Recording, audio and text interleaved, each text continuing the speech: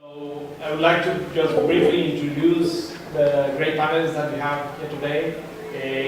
Gabriela from Mexico, she's a chef, she's the owner of two restaurants in Mexico, Gourmet MX and Chata Pandal. She loves specializing in cacao, and I think she has a great story to share with us today. Danny, he is the executive chef of La Mar here in San Francisco. He does amazing stuff, and he will be talking a bit about his passion for ceviche. So not only local products, but also local techniques. And Parke, founder, partner, and executive chef of two amazing restaurants in San Francisco, the Epic Steak and Waterbar.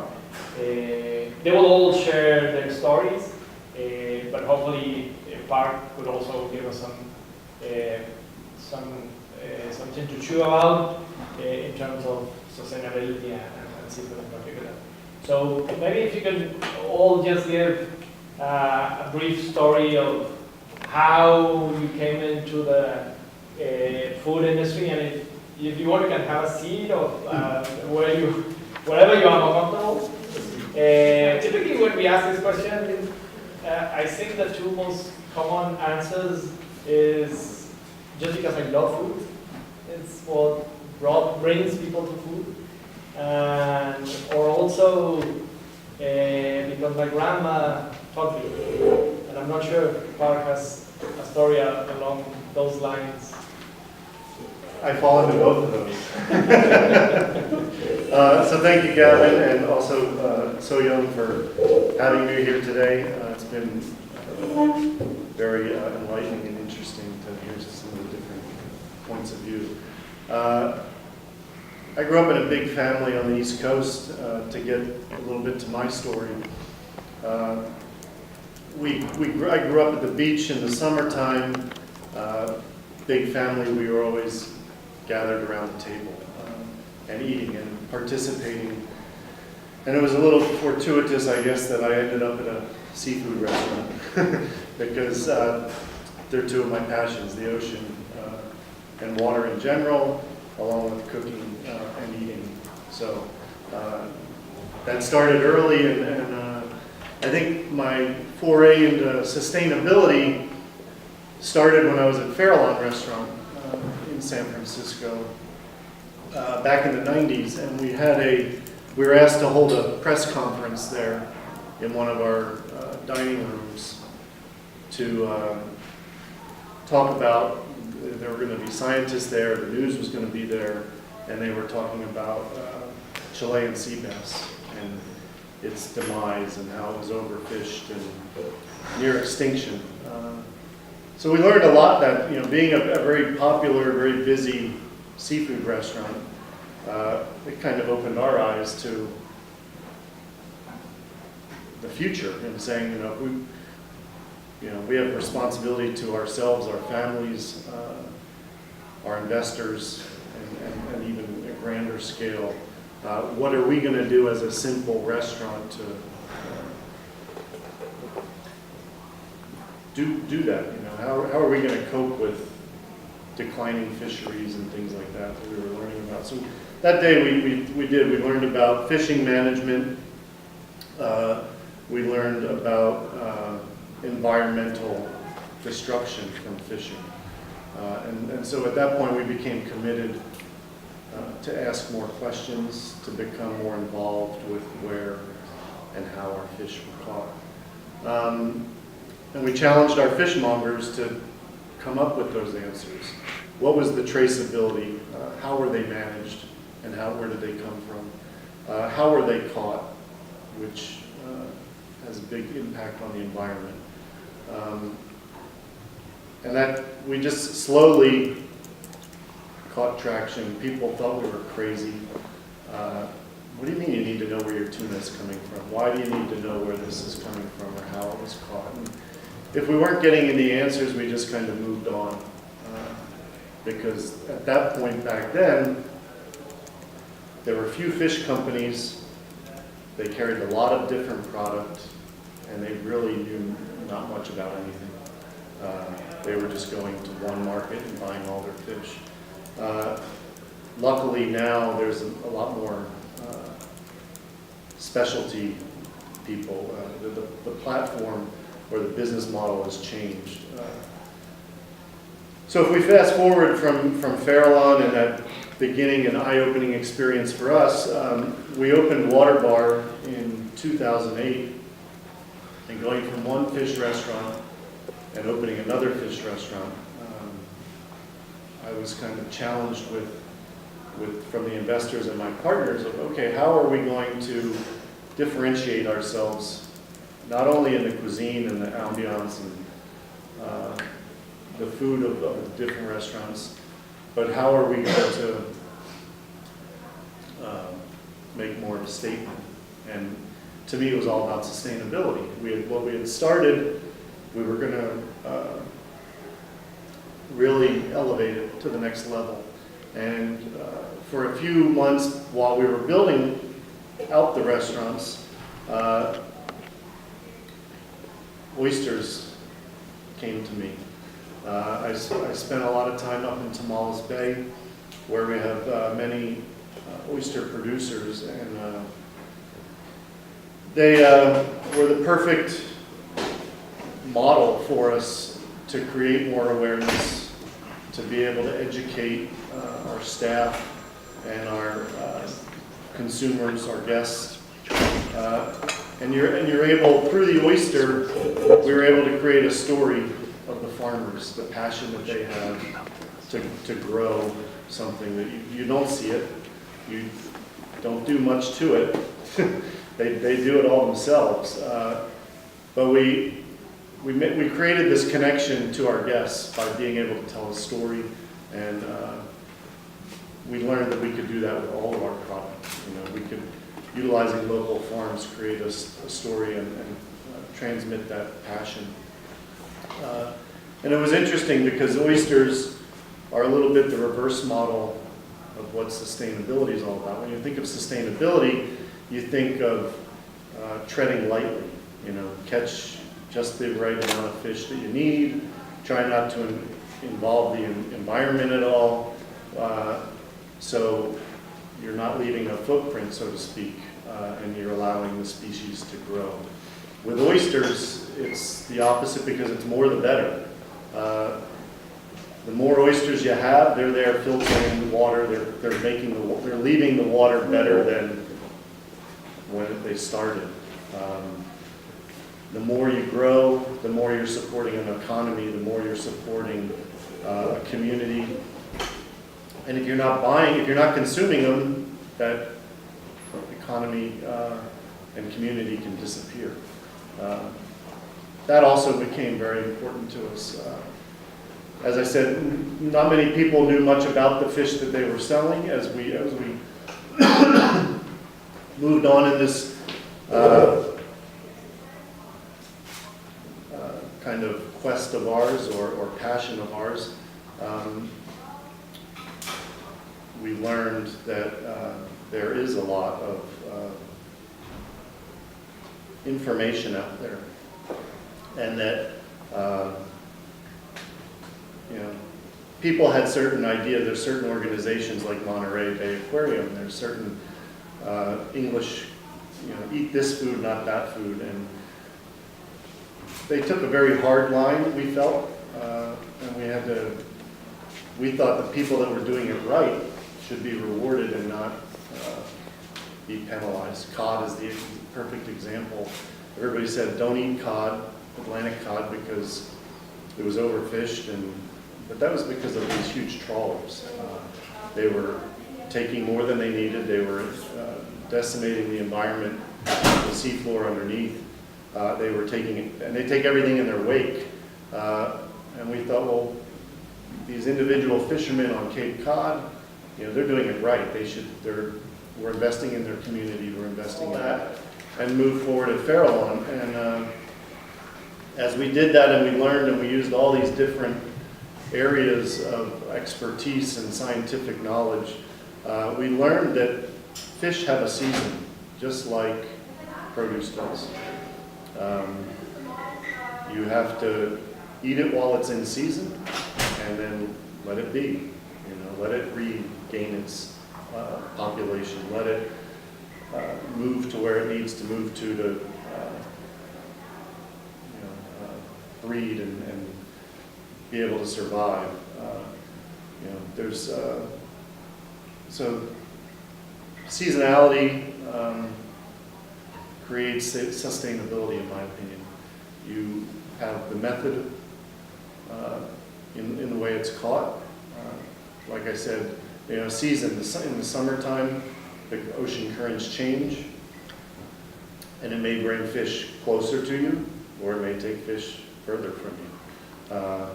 So you're able to, albacore tuna, for example, in the summer is more available here because the Gulf currents bring the fish closer to us. Fishermen spend less time, less money to be able to catch it. It becomes more affordable. You can still get albacore tuna all year long, you just have to go further out to get it. They trawl for it, which creates more of an environmental impact, and it costs more, so it's not really viable for a lot of people. So the environmental impact is the other. So I think supporting all that is very important. I think in our daily process, we're talking to the fishmongers, saying, what's coming up, what's not, what's going away. We demand things from them, in where things are coming and how they're coming. There's a lot of fishery management out there that is done very well, and then there's a lot that are not. So you want to try and stay away from that. And it's a constant battle as chefs and as a business to be able to play that game, because I want to be creative. I don't want to cook the same thing every day, but I also need to make money. It's a business. So it's something that we don't give up on, and we try to constantly educate our staff with, so they can, again, create that conversation and engage with the guests. The consumer, you and I, we need to care, because if we don't care, it won't exist for the future generations. We are the supply and demand. We're the supply of the supply and demand chain. If we don't say we don't want salmon when salmon's not in season, then they're going to keep producing it. It's kind of a little similar to what we were just talking in the previous panel about, is the waste. It starts with us as the consumer saying, we need to demand, and we should ask questions, as we eat fish. Where is it coming from? How is it caught? And it may not be something bad, and different restaurants or different chefs and businesses, they have to weigh the what's important to them, and just because we ask and then maybe they know and maybe they don't know, that doesn't mean it's wrong, but hopefully it gets their brain thinking, and that's what's the most important thing, is asking questions so we can make some smarter decisions for the future, not just for right now. And then we all benefit. Sorry, thank you. And for a customer that cares, if we want to buy more sustainable seafood, are there any retail locations that you could recommend us if we want to prepare sustainable seafood at our places?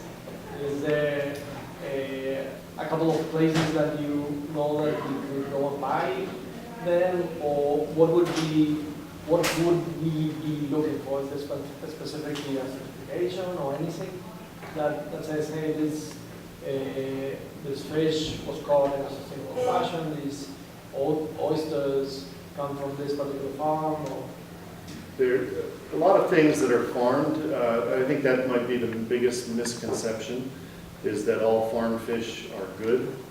Most fish that are farmed are good, and we're getting better. That's a start. I think there's we live in here. We live in a great community, and everybody is very socially aware, I think. So I think it kind of starts here. But if you're living in Nebraska, maybe not. Whole Foods here and around the country, not only are there things organic, but they're all very well sourced, seasonal. There's a bunch. There's a group based out of Santa Cruz that are trying to infiltrate all the retail chain, all the grocery chains, the supermarkets, the Safeways, for labeling and have consistency there to tell the story of where their fish is coming from and their meat and everything else. Again, it's a little bit of a pushback because there's business about it. They're more interested in making money now than saving things for later. So it's difficult, but there's a lot of people locally. There's a lot of groups out there that you'll see labels on invites and things like that in retail spaces. and from I want to say something about that. So this is what I use, and I download on my iPhone. It's an application that we are also partners with Monterey Bay Aquarium. So if you like to, for example, name Hollywood, or what's Hollywood, or see if it's red or green, sustainable or not sustainable, you just download, put Hollywood, and it will give you all the information, and also if the fish is on green, then you can eat it. If it's on red, you cannot eat it. This is the easy way that I use in terms of buying fish. Very good option. You might download it. Seafood Watch. Seafood Watch, yes. Here, Polino. Yeah, very easy. It's a great app and Yes. a very educational sort of thing going on and everything. But I also think that app to me shows some of the problems with talking about sustainability in seafood and otherwise of course as well, because it all depends on what you're measuring and where your focus is, because it's such a big matrix. I mean, like you mentioned whole food, for example. I'm Norwegian, so and I'm interested in the possibility of creating a sustainable salmon farming industry, Atlantic salmon farming, because that's a big and important industry for Norway. And if you check out the app there, it's gonna say red, I think. It's gonna say don't buy it. Right. Farmed Atlantic salmon is unsustainable per definition. Go to Whole Foods, you can buy it. Right, there's different people, they So- find different exactly, people that are because they doing it have- right. It's not that one is right and the other one is wrong. Right. It's just that they measure different things, they have different focus on. And sustainability is all about balance between environment and social concerns and economic concerns. And it's about local concerns and about global concerns. It's policy and it's everything mixed into one bowl. So I think what I've experienced as a visiting scholar here in California is that there's such a great focus on these matters, and also if you go to the stores here, there's so much branding and so much to take into consideration. But that also leads me to think that, well, how on earth can you make an educated decision as a consumer, even as a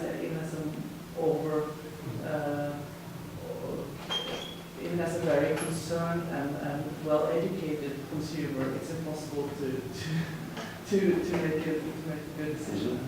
So I wonder if you have any comments to that. Well, it's interesting because it's changed in the past 15 years.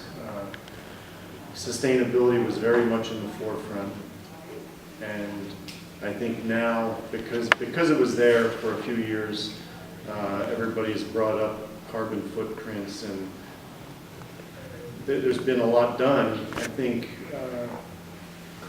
as it becomes aware to younger generations, they just assume that everything is okay. You know, oh, this is in place, so it has to be good. That's not true. They need to ask questions, they need to experiment and change their habits, in my opinion. You know, we can, and that's what's great about today. You know, we need to eat lower on the food chain. You know, we talked about eating weeds earlier, and it's becoming a little hip now in the seafood of eating algae and seaweeds and things like that. You don't have to eat the tuna every day or the halibut. It's more challenging for us, which is what we're all about, to be more creative, to come up with different ideas. But it comes from the demand and people asking questions. It's tricky, and there are all these things that make it unclear. But that's why you have to ask the questions and make your decision based on your personal beliefs and situation. Traditional dishes using more plant-based products, as you say, instead of the seafood, the shrimp, the fish, and I think that's a perfect segue for Danny's story. That you have ceviche is one of your specialties, and I recently heard that you have, in addition to the typical ceviche, you have also a vegetarian ceviche that could be in line with the sustainability thing. So do you want to talk about maybe about your story or First of all, thank you very much for inviting me to be here. And let me introduce myself a little bit. Well, I'm from Peru, and I've been here in the US for about 14 years. Well, I'm coming from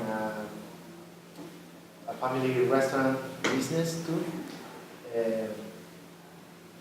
My grandfather immigrated from China to Lima about 80 years ago. And he was one of the first Chinese people who made a dim sum restaurant in China from Lima. So, well, when I born, well, my father already took the business, and not also that business. I found out that my father has already a Chinese restaurant and a cevicheria also in the same town, like we call it mercado, like a small downtown in Lima, right?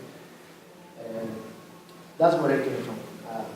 It's already going in that situation, and I'm number 4 of 5 brothers. And how I learned to cook. Well, since I was 8 years old, already in the kitchen, and making some pastries, making some buns, making some shumaris, and that's how I learned how to cook. When I was like growing up, I finished school, so you know how Chinese people is. Sometimes it's like, in terms of my parents, like, you should study this. Like, okay, so my father basically asked me, no, we have restaurants, so you should learn, or you should study business, because we want to keep going up, and you should take over the business. Okay, but at the same time I was cooking in the restaurant, cooking in the cevicheria, or cooking anywhere, like, so I studied business at the university, and I finished the business bachelor, and one day I decided And one day I said, no, this is not my real situation. My real situation is cook. I want to be in the kitchen. My father, no, you have to be in the front. Right? And that's when I say, in 2001, I say, Dad, I have 4 more brothers. They can help you out. So let me go. And I moved out to LA.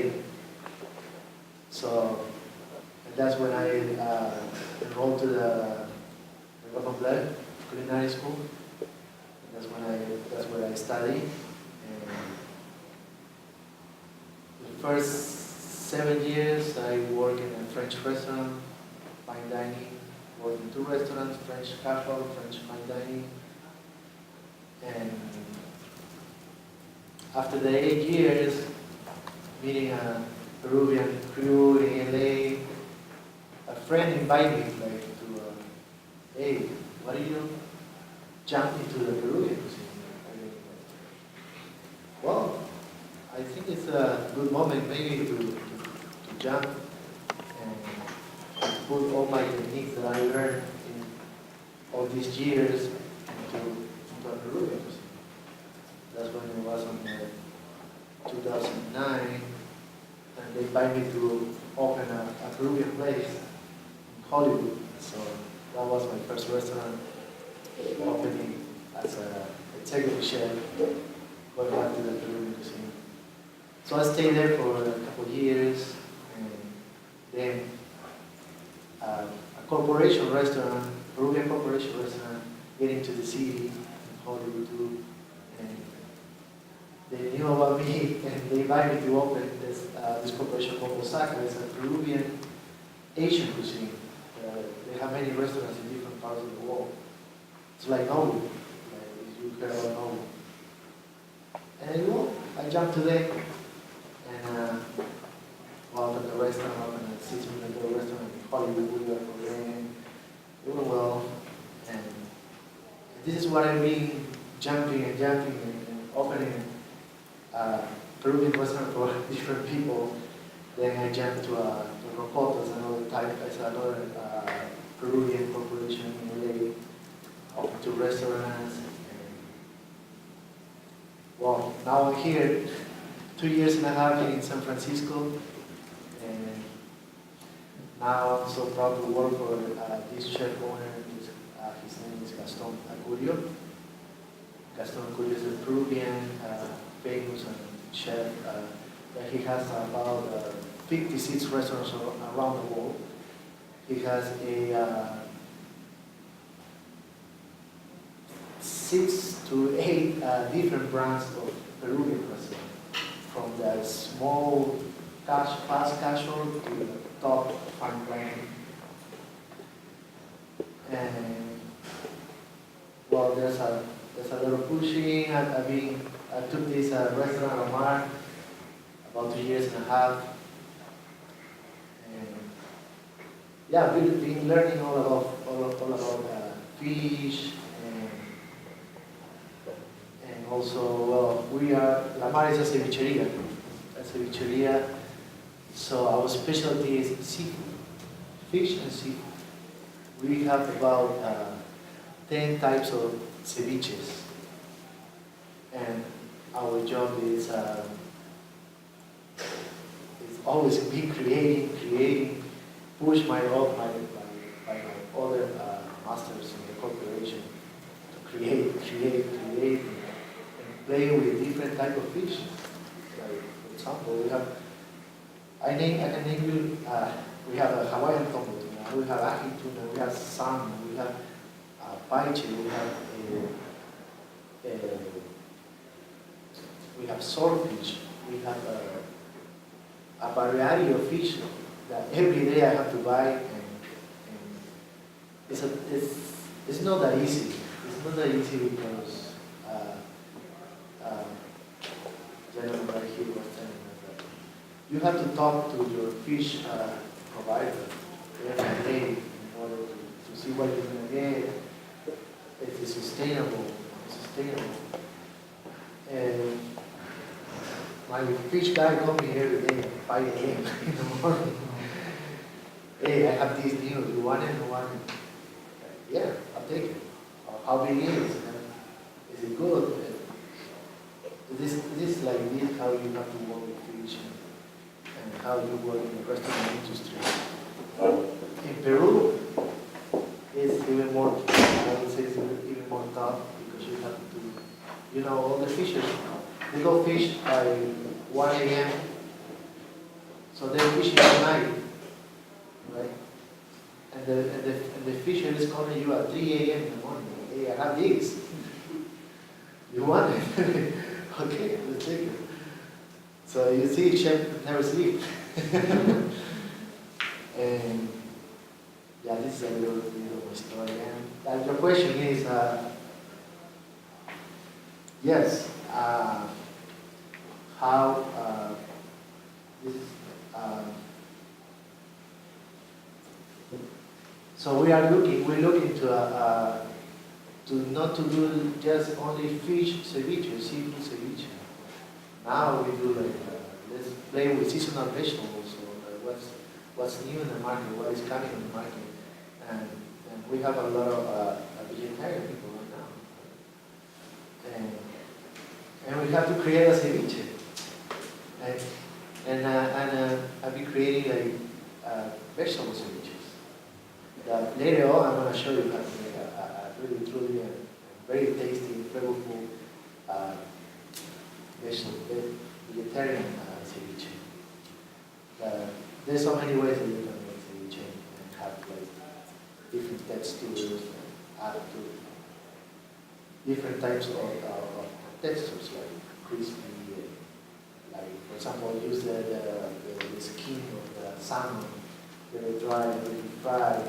We have a crispy texture on top, or like right now we have like a fish ceviche, halibut ceviche, with ají, rocoto, and you want to put something crispy on top, you can do with fried calamari, or like we have in season right now soft shell crab. We fry the soft shell crab, we put on top, and it's amazing. And yeah. So my mouth is watering at the moment. I'm really looking forward for the ceviche that you will be prepared. And turning from one delicious dish to one delicious ingredient. Gabby, do you want to share us a bit of your story about cacao? I think you have a presentation. Yes.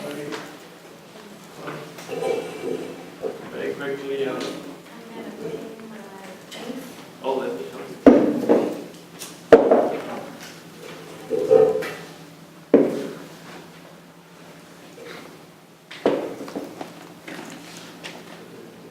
Sí, por favor.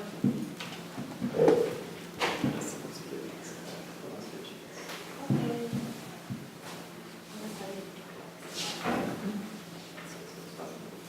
Sí, y me quedo yo con eso.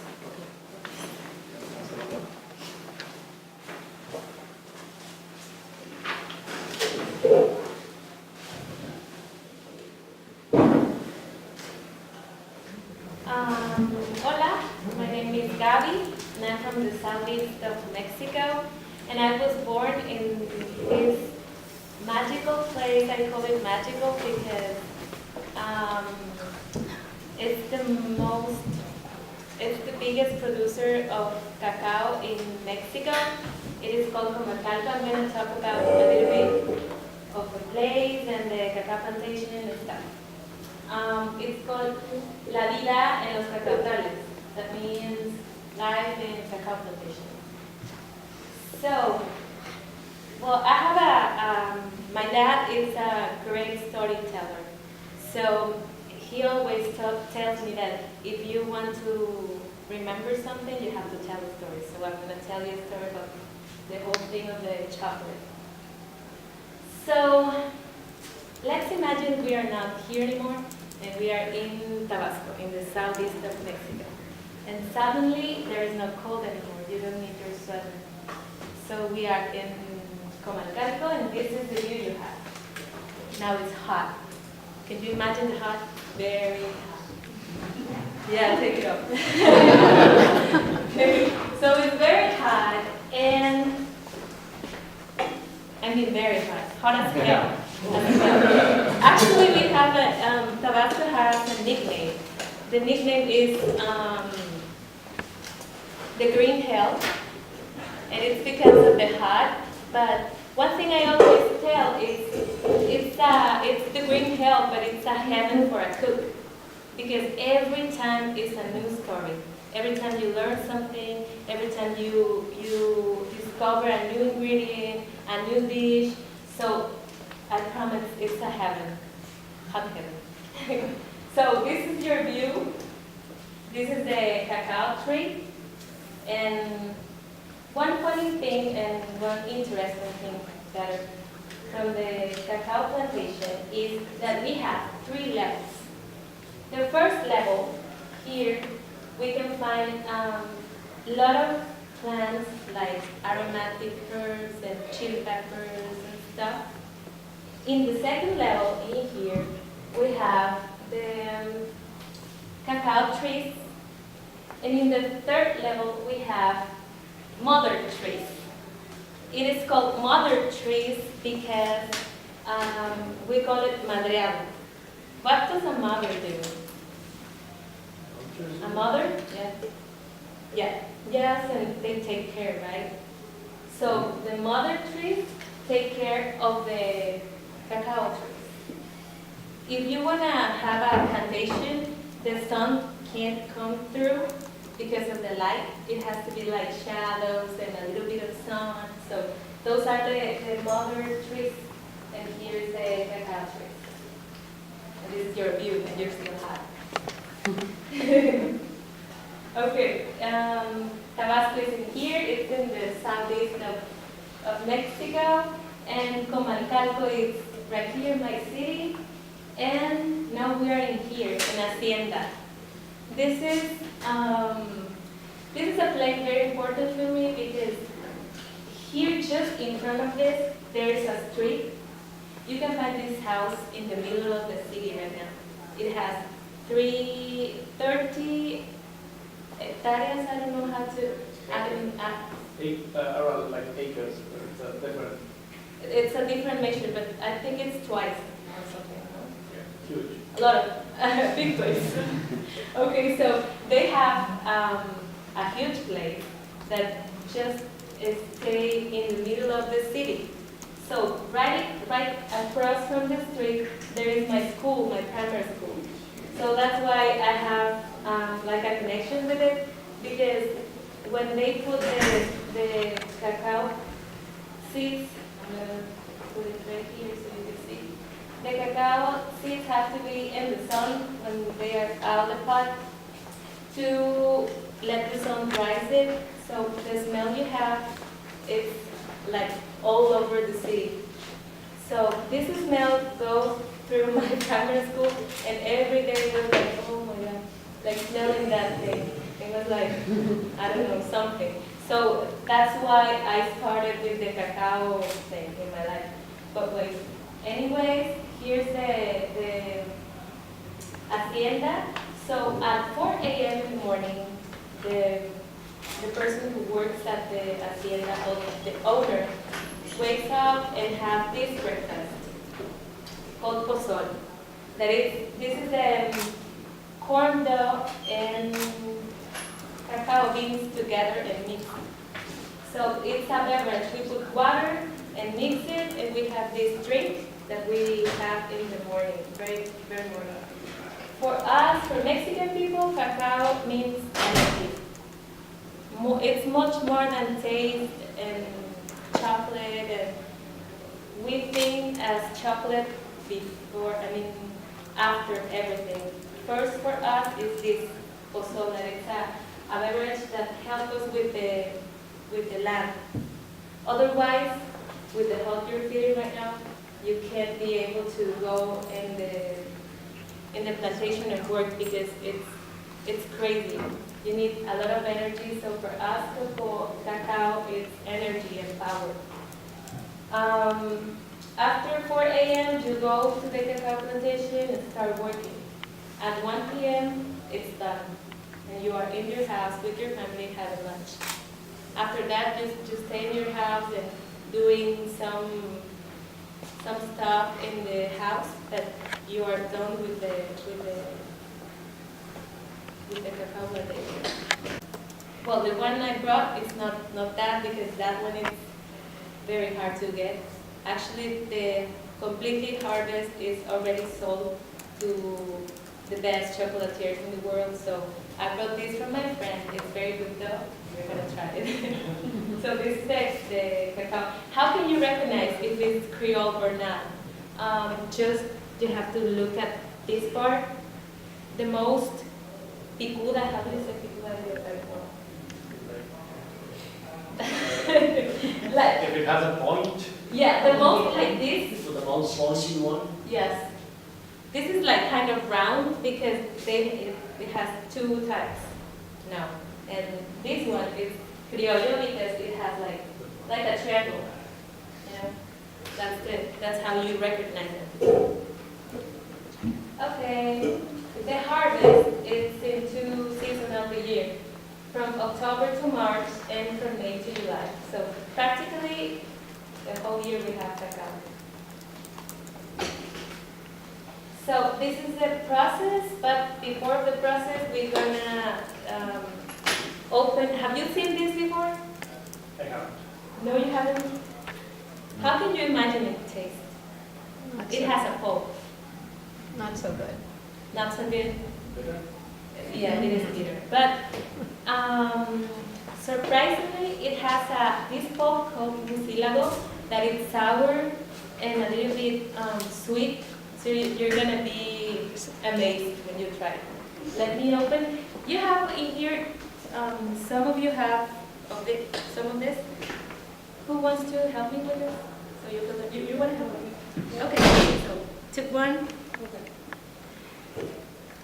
We have to be, you can come with us. We need love because we took this from the cacao plantation on Monday, and right now it must be like kind of dry, but if we are lucky, we can find them. So normally you crush both of them, like this. Yes.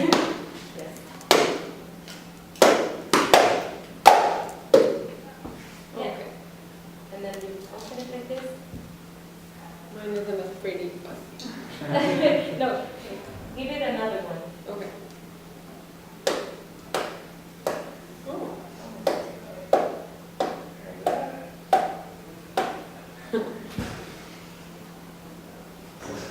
Wow, I think yours is good. Much better. So let's try it. Okay.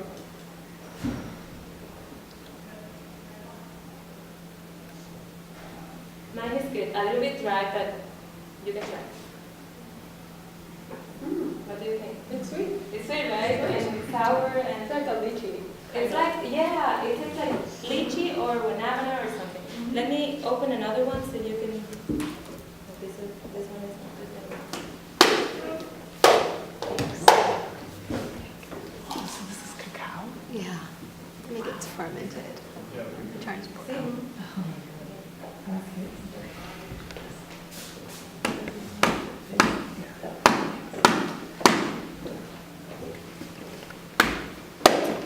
Okay, so the process, I'm going to talk about the artisan process.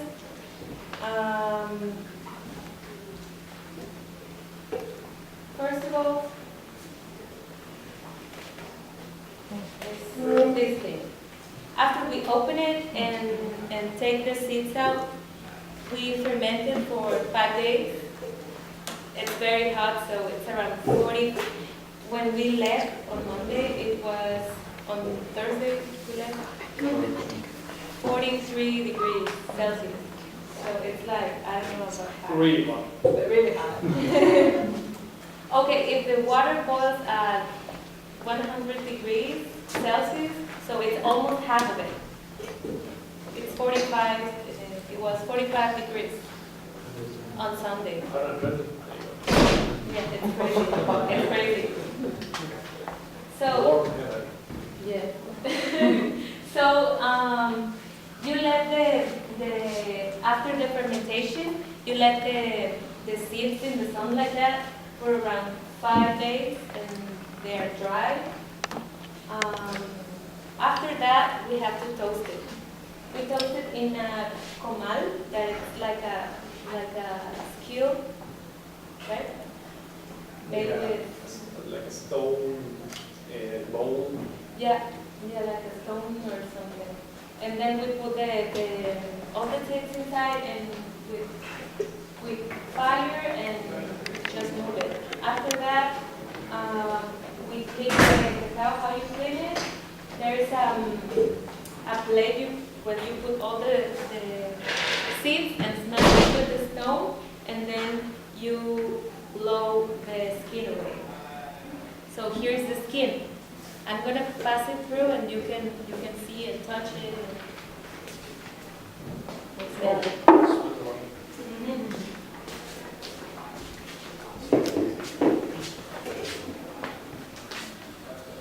So we save the skin and also the nibs. I mean, a few years ago we didn't use the skin, and we used it as for the como Soil to make. yeah, for the soil, for compost, yes. But right now there are like people is making it and cooks and chefs and stuff. We're thinking about how can we use the skin. So there are many ways of using the skin. You can use that as an infusion with water. Hot water can be a cold infusion. Well, you can make cocktails, fresh water. You can make broth, any kind of things with the skin. And it's very nice because you taste like a chocolate flavor, but with water. I mean, like watery chocolate flavor. So it's very good. So after that, you have the nibs, and then you put the nibs in a molino that is grinder, and then you have after 5 times you get the paste because of remember cacao is butter, it's an oil. So with the move and hot, you start to get in the paste, cacao paste. So for making this chocolate in Mexico, we always use cinnamon, allspice, and sugar, and the cacao powder, and the cacao nibs. And that's a metate. You can use the grinder or the metate, that is a piece of stone. You put all the ingredients and smash it until you get the paste. So one thing that I wanted to tell, because of the name of our presentation is Global Local Movement, is this thing that we have in Mexico. The origin of the cacao trees, actually we don't know where is it from. And some people in Peru, they said, yeah, it's from the Amazonas. And people from Brazil said the same thing. And in Mexico, we say the tree started in my city, Comalcalco. Actually, I think that it was in the same places at the same time, and that's it, you know? But what we have and what can be proud of is the world chocolate. Because chocolate means in Nahuatl that it's how do you say, mother tongue? Pre-Columbian language, yes. It means chocoatl. That choco means sour and atl means water. So it's chocoatl, it's this drink, sour drink that we have. Another theory is from the Mayan, and it means water and bitter. So both are water. So what we have is that chocolate. When we think about chocolate, we think in a bar, right? Bar of chocolate. Sweet, creamy, delicious. But the thing is that chocolate is a beverage. It's a drink. And that's the first thing we know about chocolate, a beverage. So, what can we tell? Maybe it's not from Mexico, from Tabasco, the origin, but we can be proud of the name chocolate. That's it.